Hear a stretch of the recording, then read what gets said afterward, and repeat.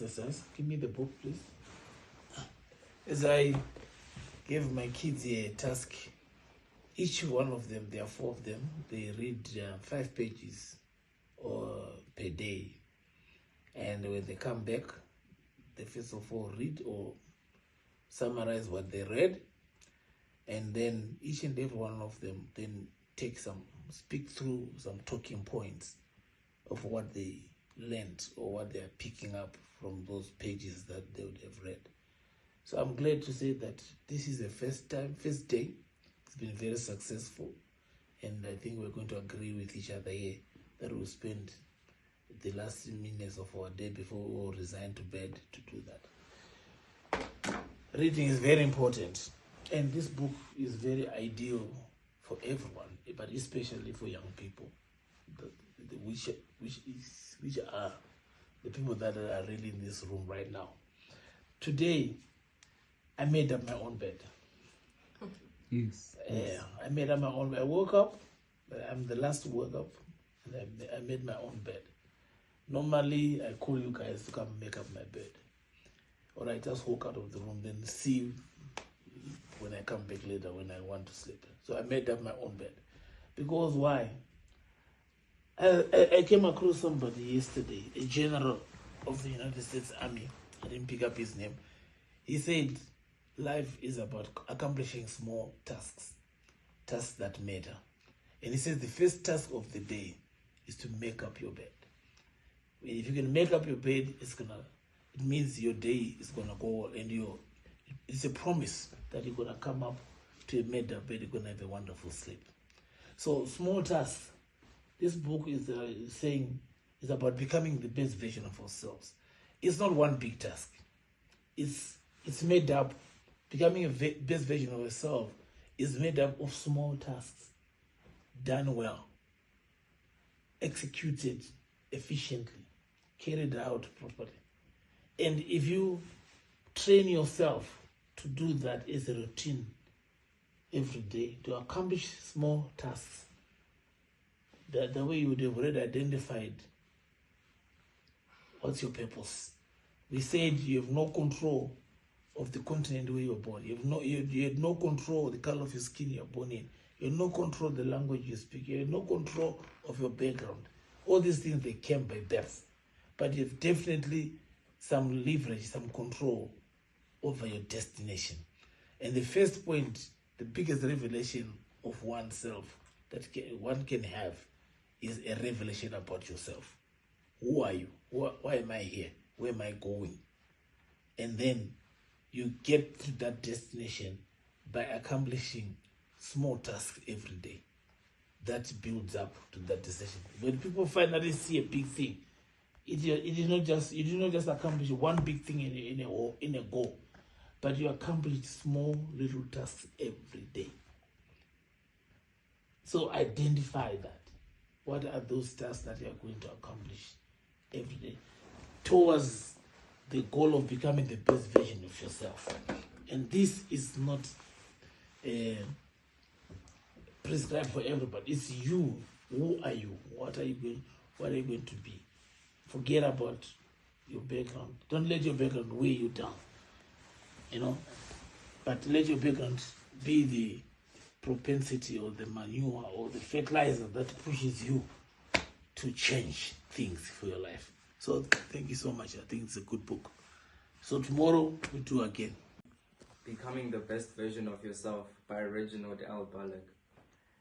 He begins the chapter 1 by asking rhetorical questions about the person you are willing to become and if you are willing to walk the journey for self-improvement. He reflects on the positive energy you manifest in yourself also has a positive impact on other people. As you read this book, you will clearly understand how to become the best version of yourself, and you will embrace the journey of achieving that goal. He also mentions that the best way to become the best version of yourself is to overcome your past, as this brings strength and power. This book also states that making a difference in yourself attracts other people, as people would see the difference you make and would like to follow in your footsteps. Yes, thank you. Okay, wait. Malcolm, what do you understand by that? What I understood is that from the start in chapter 1, Mr. Balak starts by asking questions about who you are and how you see yourself moving forward. And these questions, they help you to move forward and they help you to understand. And he also talks about how your past should not bring you down, but you should use it as a power tool to move you forward and encourage you to change. And he also talks about how Mr. Balak helped people to better themselves and to become a better version of themselves. How do you apply it to yourself? How do I apply what he said? What do you understand? Yes. I understand that. Please repeat your question. What do you understand by those points? How does it impact on you? Okay. How I take those points is that we should always move forward and work on becoming a better version of ourselves, which will help us move forward. Okay, Kelly. I learned that your differences can also impact other people. The good that you do can also impact other people. They also follow in your footsteps and they see, oh, okay, he's doing this, I should also do this, which gives them empowerment to also work hard and believe in themselves and not let their past get to them and make them stronger and achieve their goals also. The rhetorical question was, are you willing to walk the mile?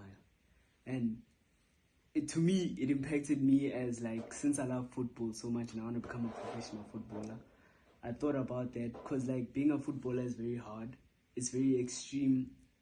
You need dedication and you need the passion and you need to work for it. And as you said about N'Golo Kante, he came from a poor family. That was his past. And he said you must bring his past, you must bring your past to encourage you to get your dream. And N'Golo Kante did that, and now look at him, he's playing professional football and playing well and all. Yes. Thank you. I'd like to reflect on what he said. It's about being valiant about the person you are willing to become. It's about making big risks and willing to make big risks and big sacrifices to be the best person you can be. And as much as you lose, what I learned, my understanding of this is like as much as you lose is you will get more than what you lost. Then yeah, that's what I learned. Thank you. I picked up 4 keywords from what my brother had said. I picked up hustle, effort, transformation, and focus. He talks about the hustle. You have to have that thing that keeps you going. You have to have the thing that keeps you going, and effort. You need to put in effort because you can't lay around and expect things to be done or be done for you. You have to actually get up and actually work towards your goal. And transformation, it's about change, how you work to change yourself, because there are habits. You have to change your habits, and it's a change of mindset as well. And then talks about focus. You need to be focused and determined to accomplish your goal, which is another important thing. Focus, and it's that we control our fate. The power is in our hands. We control our future. It's all up to us, which now brings in the 4 keywords. We control our fate. The way we can control our fate is through hustle, effort, transformation, and focus, and a change of mindset. Thank you, Mr. Kudzai. What is your take on these last 5 pages of today? My take is where he spoke about transformation. I would like to say, make in an example form. You are willing to become someone who's big and amazing in whatever you want to be. So you can't keep the same tendencies you had before. You have to change yourself. You have to grow and change your ways, become better in what you do, And keeping the same tendencies won't get you anywhere, as you saw that keeping the same tendencies, they keep you in one position. So you have to change your ways. You have to be more valiant and adamant about what you want to do. Yeah, that's what I took. Chelsea Gelly. I took in the fact that you should never forget where you come from. Even though it's a bad bad background or a good background. You should never forget your roots. Like you said, don't let power control you. Being rich does not make you any better from other people. Being successful does not make you better from any other people. But also you should not forget the people that helped you at your lowest, the people that helped you grow in that process of achieving and becoming who you are and becoming the best version of yourself. Wonderful. All right. Kuziva Ephraim. I learned that, I'd like to reflect on what he said. It's about being valiant about the person you are willing to become. It's about making big risks and willing to make big risks and big sacrifices to be the best person you can be. And as much as you lose, what I learned, my understanding of this is like as much as you lose is you will get more than what you lost. Then that's what I learned. Thank you. Conclude the pages that you read and summarize for everybody. Yeah, but now we want to hear your personal take. My personal take. As it says, he said we control our fate, our future, more like everything like that. And us young kids, teenagers per se, we don't like hearing that our future is in our hands, because school is already a lot. We already have a lot on our plates when we get home. We have to do a lot, and school is just piling up much and much and much more. And what is good? Our future is in our hands. And sometimes we just feel like giving up at some point. And if we give up, we're gonna end up, no offense or anything, but we're gonna end up like the people on the streets. And now we're gonna be begging on by the robots, or we're even gonna go back to our homelands, and see while our peers are pursuing their dreams and all, and they will be up at top because they took over power, and we didn't take over power. They did their hustle. They hustled for what they have, what they're going to have. And effort, as he said, we didn't put enough effort. I know it's a lot, but like we didn't put enough effort. We gave up easily. And yes, that's what I conclude in what I've read. Okay. Wonderful.